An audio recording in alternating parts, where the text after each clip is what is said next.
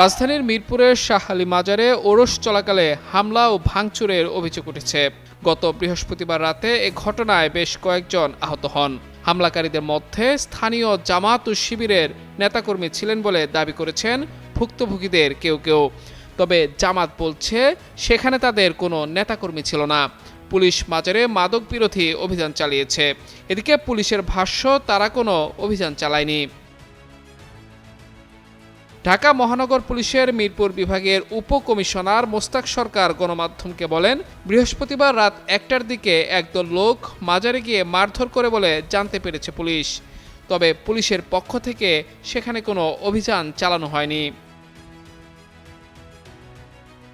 মহানগর পুলিশের দারুস সালাম অঞ্চলের সহকারী কমিশনার ইমদাদ হোসেন জানান, প্রতি বৃহস্পতিবার মাজারে বড় অনুষ্ঠান হয়।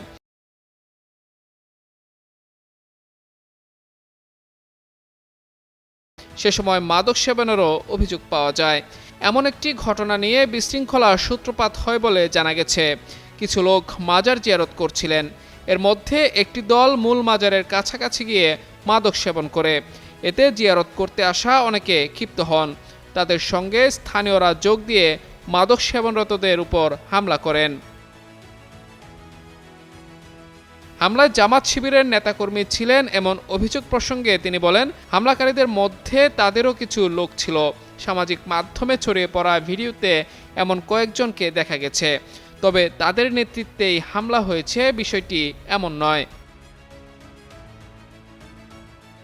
এদিকে এ বিষয়ে ঢাকা ১৪ আসনের জামায়াতের সংসদ সদস্য মীর আহমদ বিন কাশেম দেশের একটি সংবাদ মাধ্যমকে জানান, বিষয়টি শোনার পর তিনি পুলিশের মিরপুর বিভাগের উপকমিশনারকে কল দিয়েছেন। তিনি জানিয়েছেন, মাজারের সামনের গেটে ফেরি করে মাদক বিক্রি হয়।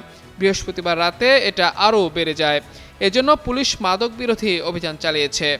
তবে জামায়াতের কোনো নেতাকর্মী সেখানে ছিল না। যদিও এমপির বক্তব্যের সঙ্গে দ্বিমত পোষণ করেছেন পুলিশের মিরপুর বিভাগের উপকমিশনার। তিনি জানান, মীর আহমদ বিন কাশেমের সঙ্গে বৃহস্পতিবার বা শুক্রবার তার কোনো কথাই হয়নি।